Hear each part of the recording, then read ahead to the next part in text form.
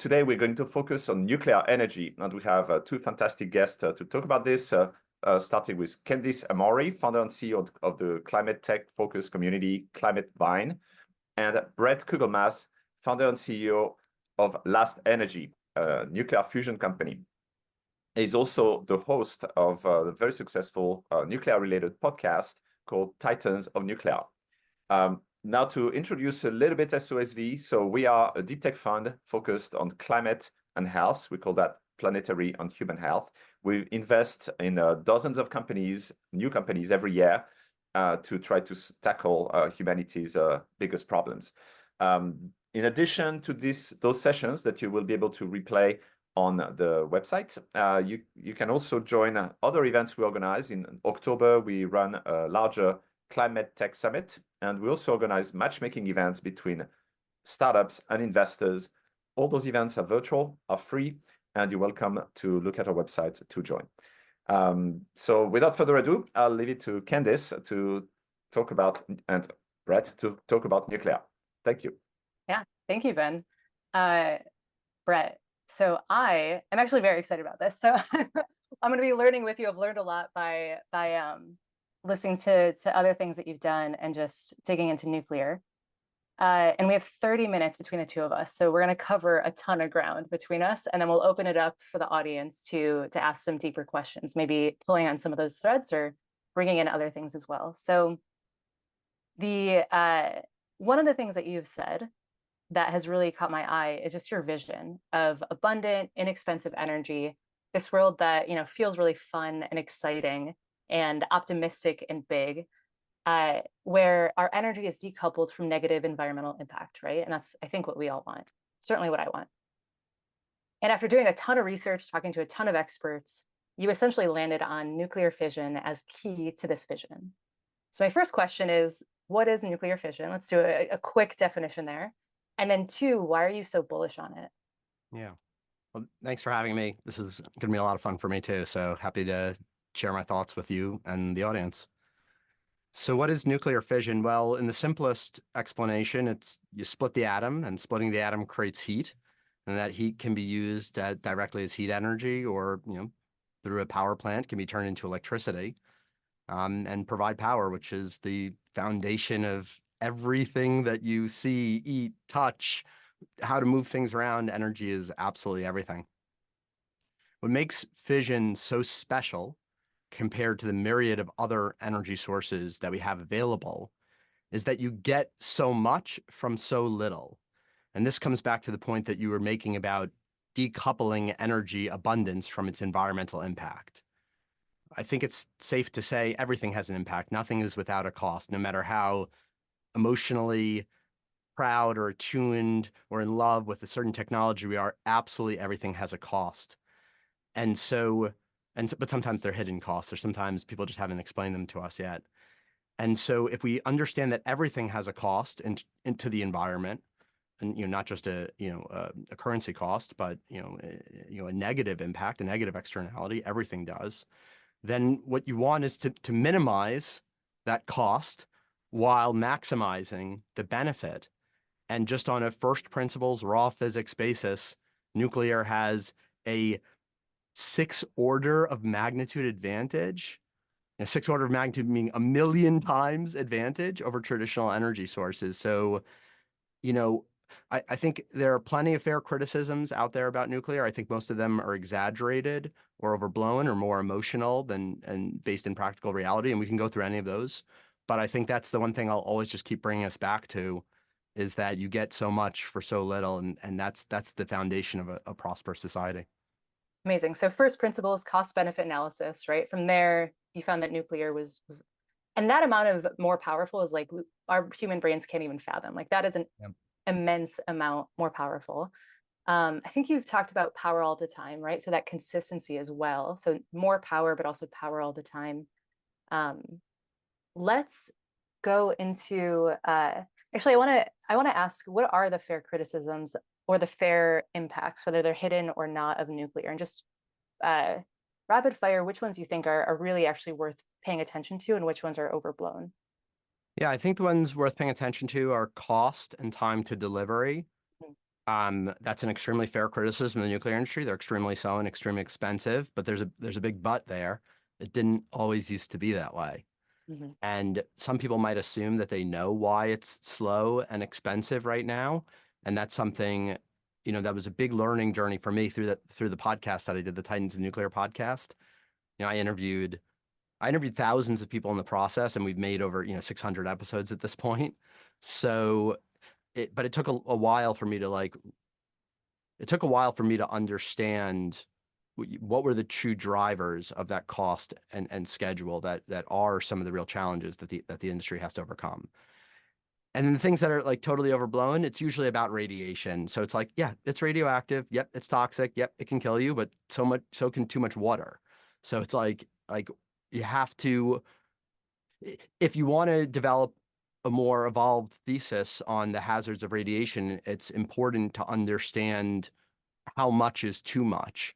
And I think anyone who really does want to commit the time to study the matter will realize that our regulations around radiation are also many orders of magnitude too restrictive, and that you can actually take a lot more radiation than you would think with it having no negative health impacts. And so, and the worst case scenario of hazards coming from nuclear that are radiation related is way less than where that threshold for where the health impacts come into play. So I know that got a little bit scientific, a little bit That's nerdy, great. but I think that's that's what people generally have wrong. No, I think that's great. So I'm going to circle back to that. What I'm going to start with before that is what's going well today across nuclear, whether it's in the tech, the companies, the regulations, like what's going well. And then let's dig into what's not going well right after. Yeah. So what's going well, and I probably couldn't have said this like 3 years ago, but these last 3 years, there's really been like a notable change.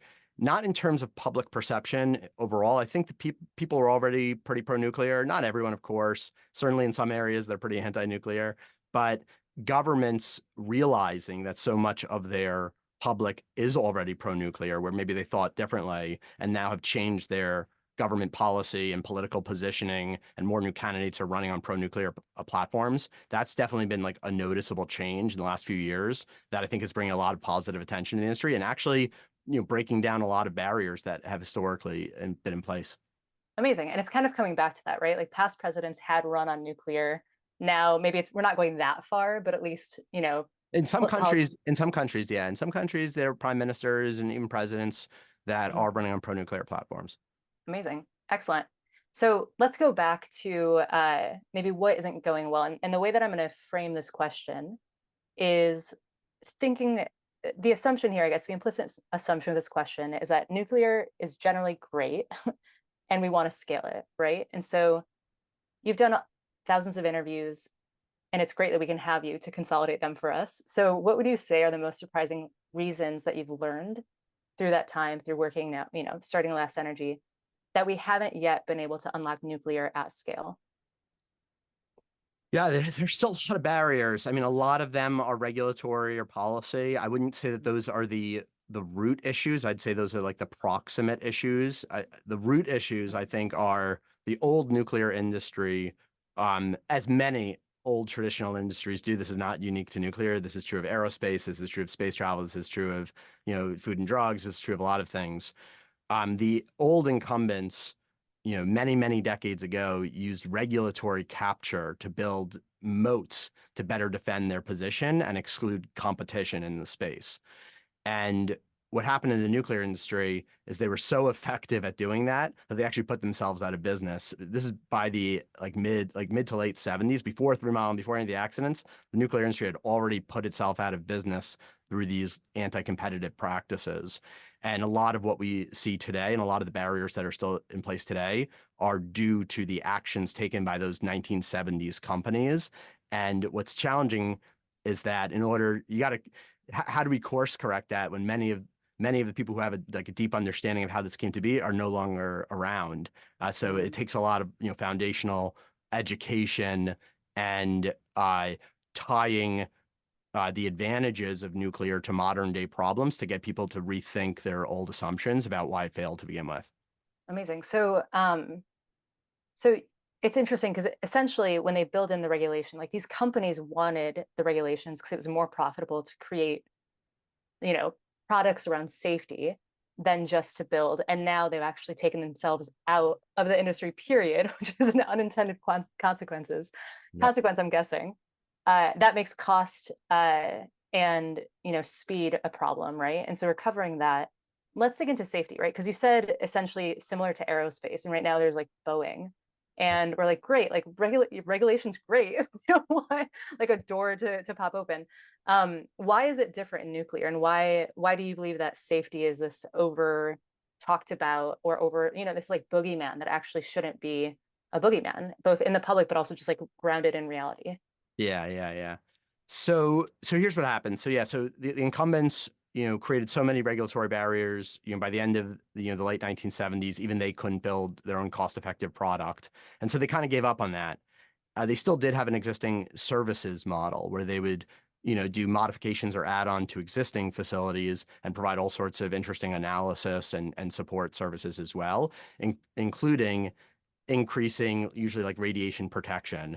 And so what happened was, especially after 3 Mile Island, it just kind of happened for the reverse reason. The nuclear industry found a new business model. They saw that people were scared, and instead of pushing back on the fear, they leaned into it because now they were able to sell a lot more of the side of their business that was still alive, all of these safety services, safety add-ons. So they kept like ratcheting up the regulatory scrutiny intentionally to be able to build up this other business that they had created.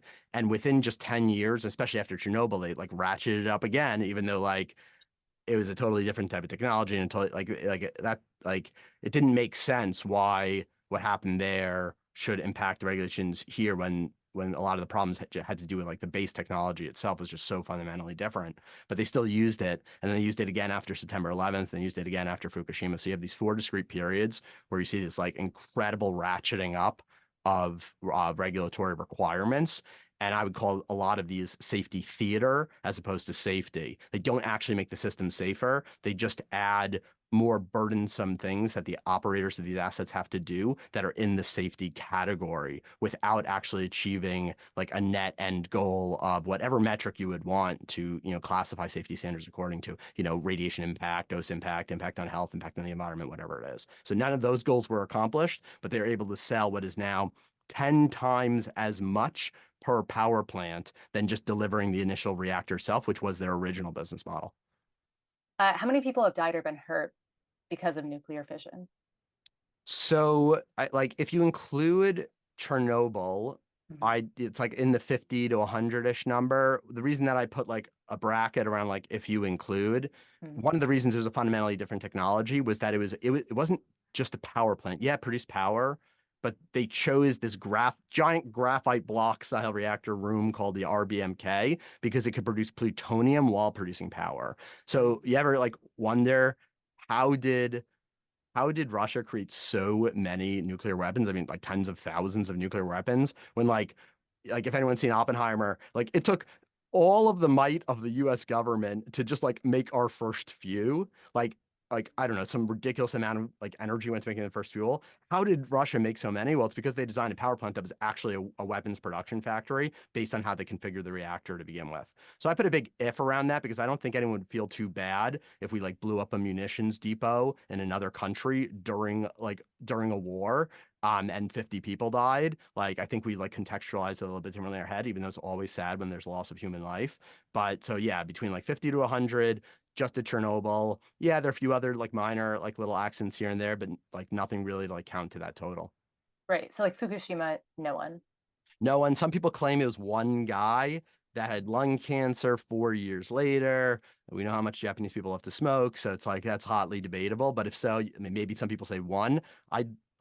I look at it and I say, not only did no one die, like there was no impact on wildlife or the environment either, other than the damage that we did by like cutting down like fruit trees and stuff. Like there was no negative impact, almost period, end of story, from 3 gigawatt scale meltdowns of light water reactor technology as compared to what we were talking about with Chernobyl, which is like a graphite based technology. Awesome. That blew my mind when I first learned that. So it might blow other people's minds, maybe not, but that's very different than I would have thought, given what I hear about nuclear. I know. Listen, it took me 2 years to reconcile the disconnect between what I thought previously and then the extensive work that I did, before I'd even launched a company, just to like, obviously now it's going to seem like I'm biased, but like before I launched a company, that's when I did all of this homework to see if it was a space I even wanted to get into. So that was like the unbiased version of me came into these conclusions. Now, sure, I'm biased, but whatever. I think it's still pretty honest. We can all be biased when we do enough work. I think it's fair. And that's why you're here talking about it, right? And we can take, whatever nuggets we want. So this is also now what's your take question on how we actually unlock nuclear at scale. So we've seen the problems, we see what's going well, and we see the areas of improvement, of innovation. How do we unlock nuclear? Yeah, so our strategy has a few different elements to it. We think we've got the best strategy to unlock it, but I hope we have a lot of fast followers. Like I invite the competition. We don't want to do anything exclusionary. We want the competition. We want as many people to just copy our business model. And so I'll walk through that right now. So there's a couple different components to it. One is address the cost and time to delivery like the scheduling issues essentially. And what we did was we looked to other industries that had gotten really good. Well, first we studied what goes wrong in terms of cost and schedule when it comes to building a nuclear power plant. And a lot of it has to do with just the fact that you're doing a mega construction project outside. Like you see a lot of the same issues with tunnels, bridges, you name it. So if you can shrink it down to the point where it can be a factory manufactured good, and we've seen this in the renewables industry, we've even seen this in oil and gas, we've seen this in the power industry before, where they're able to bring the manufacturing into a controlled environment, like a factory style environment, and then just do assembly in field. That was what we have decided is the big unlock to address the cost and time to delivery issues. Mm-hmm. And then that's one component of how we plan on changing, kind of like restarting, reinvigorating the nuclear industry. And the other way is through addressing the regulatory capture issues, all of the permitting requirements have just built. I mean, like we're talking like 10,000 requirements, and some of them are ridiculous. Like some of them are like how many push-ups per week your security guards have to do. That's how stringent they get.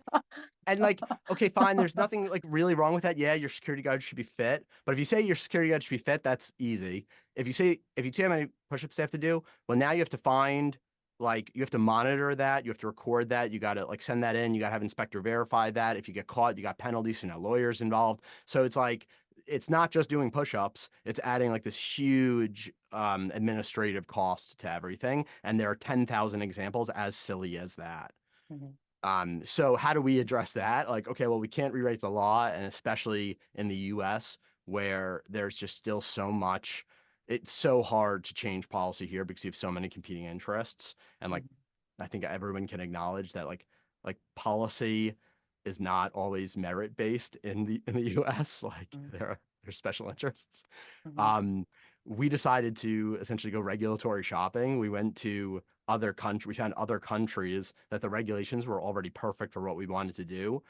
They have what's called a performance-based approach instead of a prescriptive approach to regulations. So they set goals. They say, hey, we don't want people to get hurt. Like, here's how little radiation someone could have with this little, this frequency of accident. Show us how you get there, but it's open to you. You're the technology designer. So we found about half a dozen countries across the globe that had that perspective rather than the US or Canada or many other systems, which are like, here's how many push-ups your security guards have to do. So that's like the key to our business model about how we approach that issue. Amazing. Okay. So we've got basically manufacturing innovation, right? So like we're using tech that's been there for a long time, and we're building basically Lego blocks, which are the SMRs, right? The small modular reactors. Well, we're calling it micro now because SMR has been so abused by many of the entrants in the space that like the branding but don't like to do the thing. So SMR stands for small modular reactor, and 9 out of 10 companies that claim that they're small modular reactors are not small. They're like as big as the original fleet. And they're not modular. They're still like traditional construction methodology. They might just have like a module in them. And so we're like really trying to like pivot away from that branding right now. We're calling ourselves like a micro reactor or micro modular reactor to try to differentiate ourselves. Got it. And the goal there is to go small, right? To like get to the place where you can essentially have a Ford assembly line creating Lego blocks to then build something in a Yeah. different country that has better regulation. Is that, what is Yeah, that? I brought a little toy. I saw this on one of our CAD modeler's desks, so I just grabbed it before coming in. This is like our nuclear module. Like you can imagine something the size of like a city bus. So you can imagine that rolling off the assembly line and Mm, built in a steel frame, put on the back of a truck, and then driven to site and dropped into place. To me, that's modular. amazing. Okay, excellent. So manufacturing, cost and time. I think one of the biggest things here is um, that we know that for the energy transition, we need to build a ton. Like there's so much infrastructure that needs to be built. And like you said, this is a problem across infrastructure. And my hope is that other industries, that governments, that cities, like essentially take this idea of manufacturing slash infrastructure innovation and think about other places to put it. But why go small? Like, just give me a little bit more information about like why is that your core piece? It's cost and speed. Is that essentially? Am I getting that right? Yeah, so we started off with what we wanted the system to look like when it came together. Like you Mm, said, Lego, that's exactly right. We wanted it to feel like kids putting together Lego blocks, but in the real world. And so we started with that and we said, okay, well, to get it from a factory to any given site, like how much, what's the max that it could weigh to be, to put on the mm, back of a truck? What's the max size it could have? So we started off with that. And we said, all right, so we drew our box and said we could put this much weight in it. And then we designed a power plant that fit into these individualized boxes that when they snap together, all work together. And so that's like that was the original thesis as to why go small. It was kind of set by this logistical and supply chain constraint. do you always want to go small? Like in 5, 10 years, is Last Energy still building micro modular reactors? Is it going bigger? Like what's sort of the trajectory there? Yeah, I think, we want to deploy probably like 10 to 30,000 of these 20 megawatt units first, Mhm. but that's still only like a few percent of world energy. And that might take us like 15 years or so. The plan is like, get 10,000 out the door in the next 15 years. And then but that's only drop in the bucket of world energy. We don't just want to make nuclear 100% of world energy, not part of the solution. We want to make the solution. We want also 10x the amount of energy that humans being consume for a very pretty simple reason, because that like horrifies people. 10x the energy, the environmental impact, yada. But like that's a very Malthusian perspective. Like our goal is get everyone in the world out of poverty up to the standards of Americans. Then let's increase the amount of compute, let's increase the amount of travel, let's use energy to achieve all our other objectives, and then just make energy super cheap, super available, super abundant. So that's our perspective on it. But to get back to your question more literally, okay, if it takes us 15 years to get the first 10,000 out the door, and then we're still only at like 1% of global energy, how do we accelerate that? How do we multiply that by 100 to get to 100%, and then 1,000 total to get to 10 times global energy? Yeah, I think we have to scale up. So I think we're going to use that same factory style approach and then just Mhm. upgrade the power output to probably 20 to 200 megawatts, and then maybe V3 will be 2 gigawatts, and then whatever gets us cheap abundant energy across the world fastest. Awesome. Okay, I'm going to rapid fire for the next 5 minutes. Okay.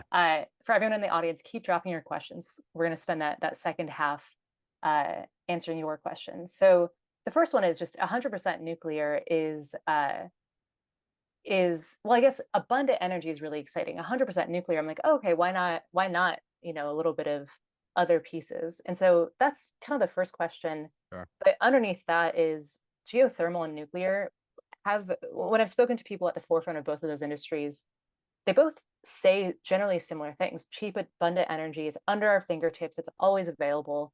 We can scale it up using current gas and oil infrastructure, which might be the case as well in nuclear. Workforce, especially in geothermal, we can train them up. Maybe that's again similar in nuclear. And yesterday we brought in Founders Pledge to Climate Bind, and they had a slide that just said these are the technologies that we're most excited about: nuclear, specifically SMRs, which maybe they mean micro, right? Like true SMRs, and geothermal. And so, question to you is like, what are the actual differences in terms of maybe what you believe makes nuclear like have that edge, and why 100% nuclear? Like, why not a little bit of a mix? Yeah, so Yeah, that's interesting. So why not a mix? So listen, I started off my career designing solar panels for nano solar. And so I still have like a lot of emotional resonance. So I have like a deep empathy for people that thinks that renewable should be part of the solution. But if you're able to like just take a step back and take a look at the environmental damage caused by mining 1,000 times as much material, right? And then there's all sorts of other issues as well. And like some of the material is pretty nasty. And then people don't look at like the third order effects of building a solar panel. They just stop and say, okay, well, how much like energy does that factory use? Let's subtract that from what the energy, solar panels produce. But it's like way more complicated than that, to make the chemicals that purify your materials to go into solar, you are dumping like tons and tons of all sorts like nasty acids, and even just mining the original materials to make the materials or materials to make the chemicals, like that has awful environmental impacts. And I'm not here to like dissect and litigate all that. All I'm here to do is say, when you have so many more orders of magnitude power that comes out of the same basic things of like extracting materials from the earth, why wouldn't we not go with the one that you get thousands of times as much as, when we know that there are negative consequences to any type of like material extraction from the planet? So that's my theory on why 100% nuclear. Now, geothermal is actually, I'll take a pause right there for a second. And in case you have any questions, I can come to the geothermal. No, geothermal, please. Okay, yeah. So geothermal is actually kind of interesting because you're right, it actually does operate on many of the same fundamental principles. And if you can imagine like the heart of the earth, which by the way, it gets all of its heat like down there from nuclear, it's literally the decaying of uranium that creates all of the heat that comes from the center of the earth. So either way, fine. Okay, yeah, geothermal is nuclear. All right, fine. I said it. Like, okay. So, but like, okay. So not directly though, right? So now if you were to consider that your reactor, the heart of the earth, your reactor, and then the power plant is on the surface, you're right. Like they would be roughly equivalent, but that would only be if the work that you did to extract that heat source, is able to be roughly comparable to the work to extract uranium and then put it inside of a pressure vessel and have your heat source at the surface. Now, one might actually say, okay, yeah, those actually are pretty comparable, but there's one hidden drawback of geothermal that is like the dirty secret as to why these projects really don't get built, even though they seem so clean, so amazing on the surface. There's a dirty secret that every project equity finance professional knows about geothermal, that it's very hard for most other people to understand. And so you have to look at like an Excel model to understand this.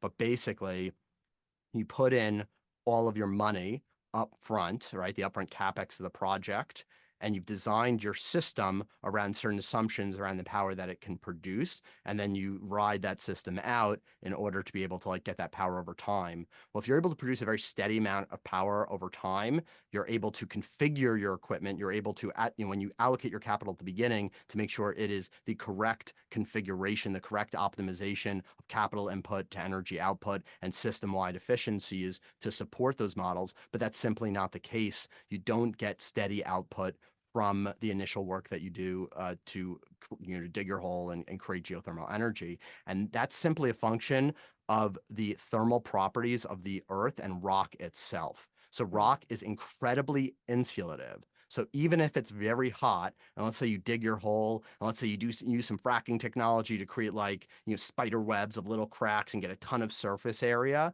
the minute you start pulling heat out of that system, the amount of heat that it can deliver to you starts decreasing, and to recharge that system doesn't operate on the same time scales as your original capital allocation. And so you have this problem where you've got decreasing power input, but you've sized your equipment for that initial startup. And so then it becomes inefficient over time, and you can't expect the same rate of return over time because it doesn't have these like baseload steady characteristics that nuclear does. Sorry, that got a little too. No. That was great, and I think the two differences that I'm recognizing is that nuclear, it seems like the energy is use the same tech that exists in fission, at least, right? Use the same tech that exists, and just manufacturing innovation, right? I think in geothermal, it's go deeper, right? So there still is like a lot of technical excitement about I mean, there's technical excitement in general, but I think excitement in geothermal of going deeper. And then there's a first of a kind / financing problem. And I know Interspace is talking about this, but I don't know if you're saying it's first of a kind. I think you're just saying it's no, not first of a kind. It's just the financial models don't work That's due super to the interesting. power production characteristics of geothermal. Very But yes, interesting. Go deeper Yeah. is great in theory. And yes, going deeper may actually make a lot of sense. But if you have the drilling technology to go deeper, guess who else is going to use that drilling technology to make their resource extraction Right. more cost competitive? And that's fossil fuels. So Oh, it's like fossil fuels is going to win way faster than geothermal. Like not even close faster than geothermal does. God, I wonder if that's why what we can, but like, you know, oil and gas is interested in geothermal. I hope it's for the right reasons. I'm going to rapid fire 2 questions and then we're going to go to audience within the next 2 minutes. So just what about fusion? What's your 30 seconds on fusion? I think most people understand fusion. I think most people who love fusion, like the characteristics that they think it has are actually the characteristics of fission, and they're just confused. And this includes fusion scientists themselves are very, very confused. So if you were to think, hey, which is the more radioactive of the two? 99.9999999% people would say fission. Oh yeah, fission. It's the one that's radioactive. Fusion is the one that's clean. Wrong. Wrong. It's actually the other way around. So on a per energy delivered basis, like per megawatt or however what you want to think about power delivered, you have 7 times as many neutrons being ejected out of your core in fusion than fission. In the clean one, you're producing 7 times as many neutrons. Well, that itself is a form of radiation, but even worse, everything that it touches then becomes radioactive. So now you actually have 2 problems that result from this one original sin, and that's you need more shielding, more protection, all of your fancy super scientific equipment that like got you to that fission in the first place is being destroyed, like totally torn apart. And so you're producing a ton of radioactive waste. It needs to be replaced. It needs to be handled by humans. So it creates, you know, these conditions that most people criticize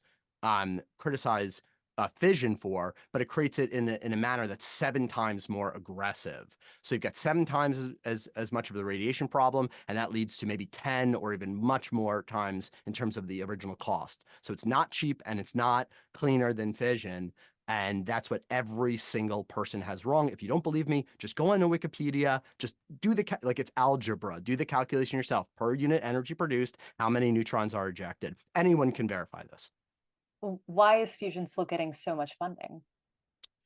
Well, I think it tickles the imagination of philanthropists, and it's a great like government jobs program. So you got a lot of support for it, even though it makes no sense. Okay, fascinating. All right, so these are my favorite types of questions to ask. You're laser focused on SMRs, right? And you have very clear, like, this is what we think is the unlock. There are other people who are not gonna trail behind less energy, that want to do other things that might create unlocks for you, or just be focused on other things that maybe even come later. So we have an audience of people in climate, probably. What would you want other people to be focused on that you're squarely not focused on right now in unlocking nuclear?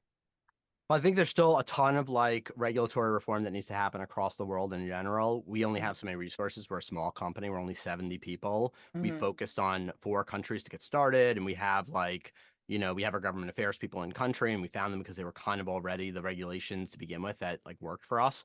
But there's still a lot of work to do around the country. So if other people want to take on what is like an incredible like regulatory reform challenge, please like help us do that. And something that's really interesting that came again out of Founders Pledge was they're actually funding the eco right to get because Republicans will be, and this is very US focused. I know we're talking global, but because the right will be in power, if not immediately in the next 4 years, like let's get them to believe in these things. And maybe they already do, and maybe it's actually eco left that needs to be that needs to be pushed over. Yeah. There are really interesting pieces there. Do you have any thoughts on like how to actually move the needle?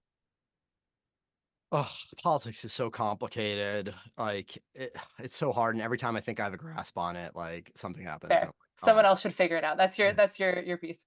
And then my last question, and this is actually my favorite question, is like, what do you wish more people were thinking about that they're not?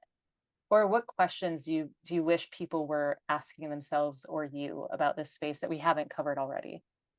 Listen, I wish everyone would ask themselves, like, if you had an energy source, just abstract the whole thing. If you had an energy source that was decoupled from the impact on the environment and was totally abundant, like, would you want it?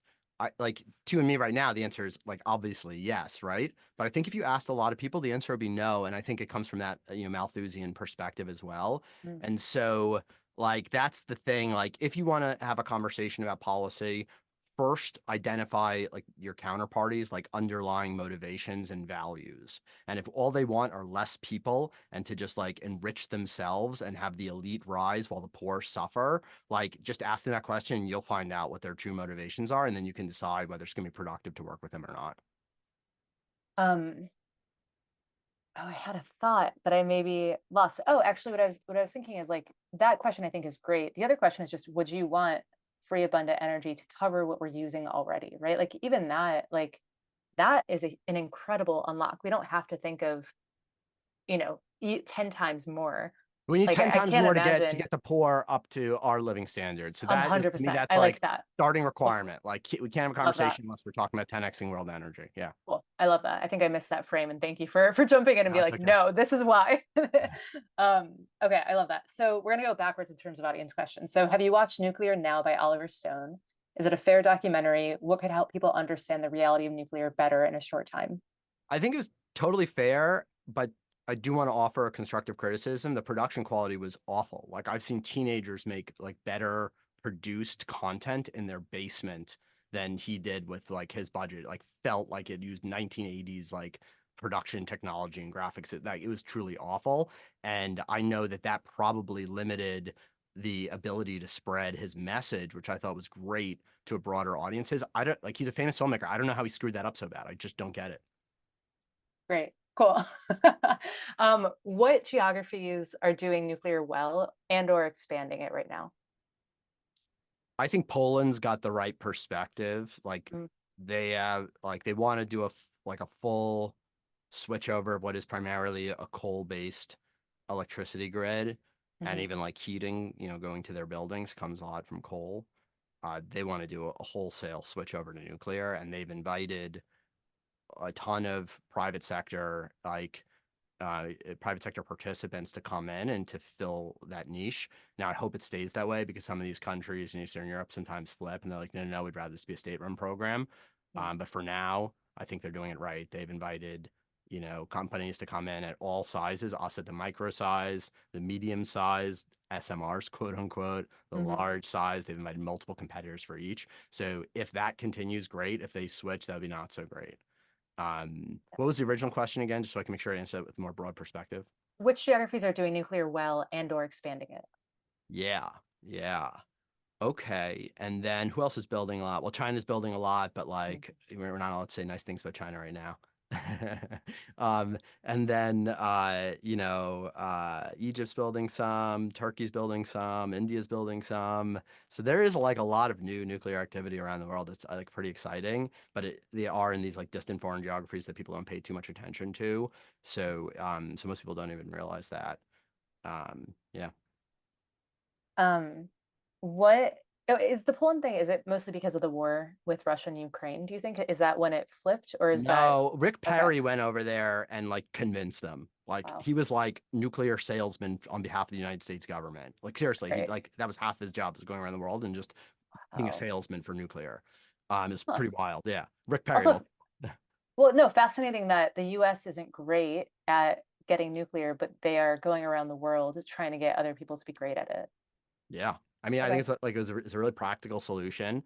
Mm, And the thinking I think was also that it would create like American jobs and like an export mm, economy of like US technology. So I think that mm. was like the like underlying thesis behind it, and he did a great job. And yeah, he got Poland totally on the nuclear train. Fascinating. How did the cost of capital evolve in nuclear? What's that storyline? Yeah, the cost of capital. Well, And the maybe cost of we can start capital. with where it is today and how you see it today and maybe, key moments in the past.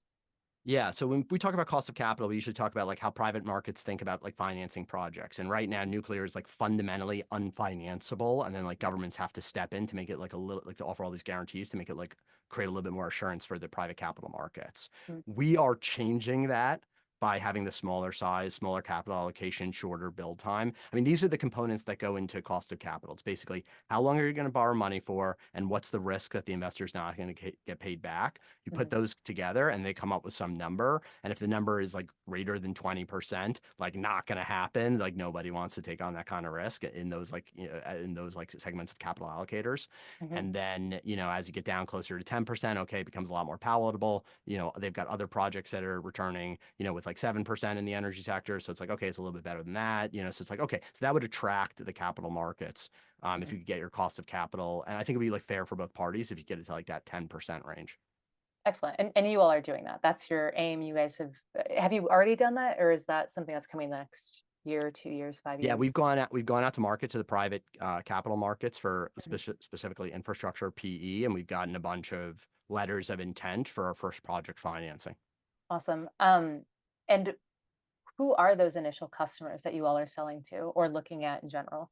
Yeah, so about half of our customers are data centers, and then the others are heavy industry. So that could be, aluminum, steel, pulp and paper, cement, hydrogen, you name it. Is it data centers because tech companies are more with it, or is it data centers because there's actually like a greater need, a greater density? Greater Okay. need. They are capacity limited, and so their business is being throttled. How Right. I've always tried to like coach young entrepreneurs is like when you're developing a business, when you're developing a product and you want to sell it to somebody, you generally can think of how you would do that in terms of like, are you addressing a cost center or a profit center? Are you helping people save money, or are you helping people make money? And I've always found that like you can have a lot higher profit margins and a lot better like luck at like getting your first business underway whenever, the whole world is against you if you target a profit center first. And so that's why it's such a good pairing for us, because they want to make more money. They can't do that right now because they just can't get power. And so they're less price sensitive. And so it's just a better business for us. Awesome. Cool. And I love that nugget that you just shared for young entrepreneurs. I'm going to take that, run with it for myself and pass it on. Yeah, and I should mention I got that like from I didn't come up with this. It's like from my investors who have like coached me over the years. Yeah. What other nuggets do you have? Well, while we're on nuggets that you want to share, Yeah, do you have, which other ones come to mind that you how share many often? hundreds of hours do you have to sit down and talk about lessons We have learned? 5 more minutes. Yeah, so Let's maybe save that for part 2. No, I mean 5 minutes for this actually. Like I would love Oh, for you okay. to just share a couple. God, yeah. Well, point me in a direction, because I mean we Yeah. can talk about anything that's related to a business. Maybe let's talk about that initial ideation where it's like what sort of space in energy is fascinating, right? Like what things have to be true for you to get excited about maybe another company in the space, or what first principles were you thinking about when you were building Last Energy? Yeah. Oh, that's a perfect question, because I actually have a really good answer for this one. Good. So yeah, so I am like a direct adherent to the Stanford design thinking philosophy and methodology. It's essentially don't like come in with an idea. Stop it. Like nobody cares about your idea. You're not that smart, and everyone has the same ideas as you. So it's like go find a user, go find a customer that has a need, like deeply like build an understanding around that need. Learn as much as you can about their business, and then only then build your product or your technology to satisfy that need. So like the number one lesson that I have, and by the way, this is hard because what also makes entrepreneurs is they get excited, they chase after shiny objects, they love their ideas, that's what gives them energy to move forward. I fell victim to this too with my first startup. And it takes many, many years and discipline to actually be like totally need pull instead of tech push. So I empathize deeply. It's very, very difficult, but it is the way. And you're going to get the same satisfaction. You're going to feel the same ownership over technology whose features and like goals are driven by like a customer's needs as you would for like your just like random idea that popped in your head. Right. And it's so much more fun to actually be unlocking something for customers. And something that I'm deeply learning right now, which I'm guessing you learned, was like once you find that thing, focus and execute really well on that thing, and then maybe expand. But first focus on that one or two things, right? In the beginning, hopefully one thing. Yeah, I mean, like for us, so I guess I started this like 6 years ago at this point. The first 2 years were customer discovery, need finding, like stakeholder engagement, like 2 full years of just that. That's what we did through the podcast and all those conversations. then it was like, you know, a few months of essentially like just double checking and pressure testing like the thesis and like finding a way to like de-risk it early on. Then like maybe another year of like serious de-risking. But like the ideas ended there. Is still executing on the thesis now that we developed 4 years ago and doing everything in our power not to introduce new shiny objects. Mm-hmm. Yeah, execution is more important than the idea. Build it and they will come is false. I totally agree with all those things. What kind of challenges exist in siting SMRs? Well, yeah, so this is maybe the distinction then between SMRs and we're calling like micro modular reactors or micro Yeah. reactors. It all depends on, I think with siting, there's like several different considerations. And that maybe they're not so dependent on size, but somewhat dependent on like technology configuration choices that one makes. You know, one is access to water, another is like soil type, another is, you know, proximity to developed areas, not necessarily because of a safety concern, but just because of like regulatory like differences between whether you build something on the coast or in the country versus like near a city. So I think these are all like aspects that you have to consider in siting, and these should inform your technology roadmap and your product decisions rather than the other way around. I mean, that's how we did it. Like if I were to design like an awesome, more efficient system, which like I might have the inclination to do, you would cool it with like water. You tap into a river, ocean, lake, something, right? But if what you want to do is like be close to your customer so you can unlock a new business model behind the meter siting, like and put it anywhere and have like much more places to put it. Well, you got to have a closed loop of water and like use like radiators, like your car radiator, essentially to dissipate heat into the air, into the environment. But that's a much less efficient pathway. So that's like probably the prime example of how we let our customers drive our technology decisions instead of our like engineering instinct.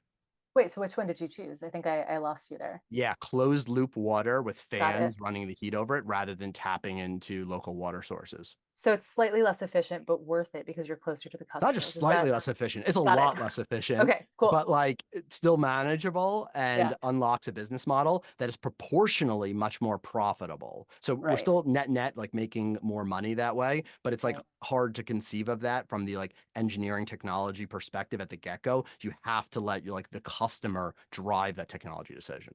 And is that a higher environmental impact because of the water lost or not? Lower environmental impact because, Got it, well, 'cause it's a us is a closed lower loop, environment because it's a closed loop. So we don't right? lose water, we don't access water, we don't change the water temperature in the environment, that kind of stuff.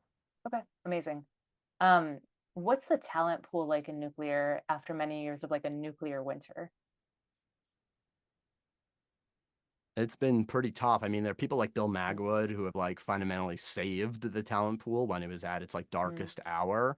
Like there was a period of time where we weren't graduating like anyone from nuclear programs, like a real period of time. I think a lot due to like Clinton administration decisions. mm, And then he like went to Congress and he was like the champion of like, guys, we got to invest in our talent pool. And he like brought back up the graduate number to healthy levels. So they're like real heroes like him out there who have like tried to address this problem. But yeah, listen, in the 60s, like in the 50s and the 60s, like nuclear was the coolest thing. So like all the most talented engineers went there. And that's like how like we got like so much incredible like technical innovation in that time period. But then like space became the big thing. And then like America just decided we didn't like building things anymore. And then like yeah then that like hurts the talent pool for like hardware and like frontier technologies. But I think there's ever like Elon has done like the most amazing things to like bring back excitement to like hard physical problems and getting our talent out of the software space and into like the hardware space. I think he's almost single-handedly responsible for like that cultural shift because he like showed that it was possible and like he rose to the challenge like against all odds and like was so successful at doing so. So I think like, yeah, Bill Magwood for nuclear specifically, Elon for hardware tech in general has like resuscitated interest in talent pools coming to face problems like these. yeah, amazing. The more that we can make hard tech sexy, the better, I would say. Yeah. Do you know Todd Allen, by the way, at University of Yeah, Michigan? yeah, he was an early mentor of mine. Good. I owe him so much. All those conversations, I could not have done that without him. He introduced me to everybody, and then it kind of snowballed from there. Amazing. He's been similarly super helpful with On Deck Climate Tech and Climate Vine. He's like our nuclear speaker that we bring in, and he just You brings couldn't have in found a all of better his you friends. couldn't have found a better expert. You couldn't have found a better human being.